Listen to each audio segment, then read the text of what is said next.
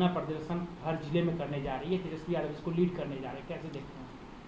मान्यवर तेजस्वी यादव जी राजनीति के कोविड के शिकार हो गए थे। लोकसभा चुनाव परिणाम आने के बाद विधानसभा के सत्र में भी शामिल नहीं हुए, तो जाति सर्वे करा के नीतीश कुमार जी ने तो दिखा दिया। तो जो गैर भाजपा शासित प्रदेश है वहाँ अपने राजनीतिक पुरुषार्थ का प्रदर्शन करिए। चलिए कर्नाटक, अब तक रिपोर्ट क्यों नहीं आई? हम धरना में आपके साथ बैठने को तैयार हैं। चलिए बंगाल, दिल्ली, पंजाब। और जाति सर्वे इनकी परेशानी नहीं है, इनका जमीन सर्वे परेशानी है। अंदरूनी रूप से यह परेशानी है कि जो सीलिंग एक्ट है जिसके तहत ग्रामीण क्षेत्र में 15 एकड़ ज़मीन होना चाहिए, बहुत सारे ऐसे ज़मीन हैं जिस ज़मीन का दस्तावेज है तो है, लेकिन ऑनलाइन नीतीश कुमार जी ने करवा दिया, उसका जमाबंदी नहीं खुला, दाखिल खारिज नहीं हुआ, तो ज़मीन सर्वे से तो वो ज़मीन तो बेनामी होगी। तो स्वाभाविक है ज़मीन सर्वे की जो राजनीतिक पीड़ा है कि ज़मीन से बेदखल हो जाएंगे, तो ये जाति सर्वे की बात करें। अरे 9वीं अनुसूची के लिए तो हमने केंद्र सरकार को भेज दिया। राजनीतिक पुरुषार्थ का प्रदर्शन करना है तो कांग्रेस पर दबाव बनाइए कि कांग्रेस शासित प्रदेश में, गैर भाजपा शासित प्रदेश में कम से कम यह बिहार मॉडल अपना करके अगर जाति सर्वे हो जाएगा तो देश के अंदर में एक मैसेज जाएगा। तो ये तो करने को आप तैयार होते नहीं। जिस तरीके से तेजस्वी यादव अभी हालिया बयान देखा जाए तो बिहार सरकार के हर चीज़ों पे सवाल उठा रहे हैं। सबसे बड़ी बात है कि पुलिस डिपार्टमेंट पे सवाल उठा रहे हैं कि आप जेडीयू के नेता जो हैं, चमचे बेलचे जो हैं नीतीश कुमार के, वो पैसे लेके पोस्टिंग कर रहे हैं, लॉ एंड ऑर्डर नहीं है।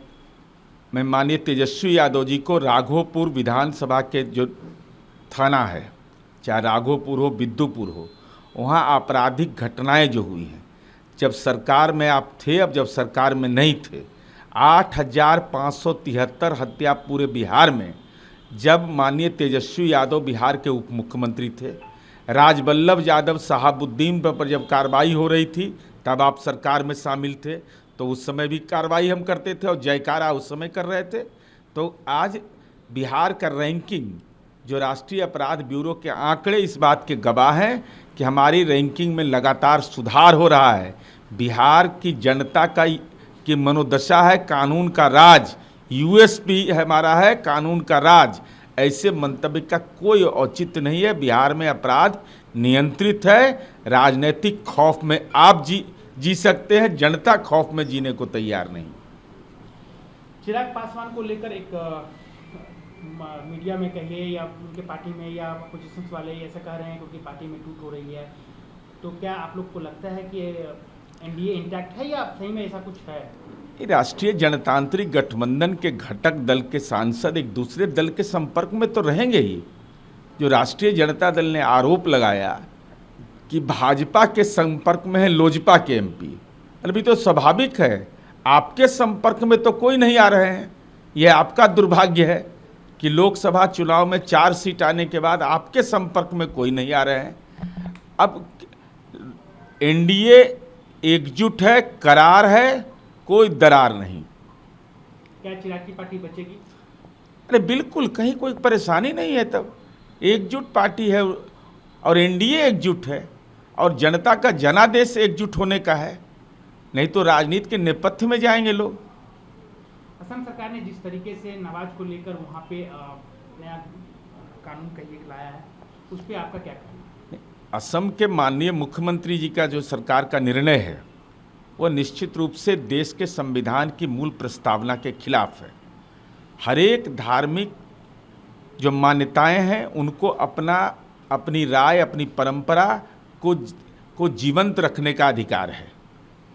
तो माननीय हेमंत शर्मा जी जो वहाँ के मुख्यमंत्री हैं, मैं उनसे जानना चाहता हूँ कि आपने शुक्रवार के दिन, रमज़ान के दिन होने वाली छुट्टी पर तो आप रोक लगा रहे हैं और कहते हैं कि इससे कार्य क्षमता बढ़ेगा।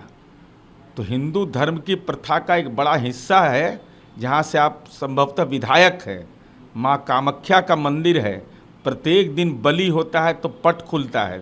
तो जरा बलि प्रथा पर रोक लगा दीजिए तो कितना बड़ा प्रतिकार का आपको सामना करना पड़ेगा। भाई धार्मिक मान्यताओं पर हमला करने का किसी को अधिकार नहीं है। उसको अपने जीने का, खाने का, रहने का सबको अपना अधिकार है। और इससे बेहतर यह होगा कि जिस मान्यता की आप वकालत करते हैं वहाँ लोग गरीबी रेखा से ऊपर चले जाएं, उन लोगों की जीवन दशा बदल जाए, बाढ़ का सामना असम को नहीं करना पड़े, तो इस पर अपना ध्यान केंद्रित करते तो ज़्यादा बेहतर होता। जिस तरीके से महाराष्ट्र में शिवाजी की मूर्ति टूटी है, इसके बाद प्रधानमंत्री ने भी खेद प्रकट किया है। निश्चित रूप से छत्रपति शिवाजी जिनका सब लोग सम्मान करते हैं और उद्घाटन करने के बाद मूर्ति का टूटना यह निश्चित रूप से दुखद और पीड़ाजनक है। और ये माननीय प्रधानमंत्री जी की राजनीतिक उदारता है और ये होना भी चाहिए कि अगर ऐसे कृत्य हुए हैं तो जो दोषी है उसके खिलाफ भी कार्रवाई हो, एवं छत्रपति शिवाजी जैसे लोग जिनकी मूर्ति का अनावरण हो और चंद दिनों के अंदर में वह टूट जाए, तो जो उसके गुनाहगार हैं उनको भी कानून के सलाखों में कैद, कानून के जबड़े में कैद करना चाहिए।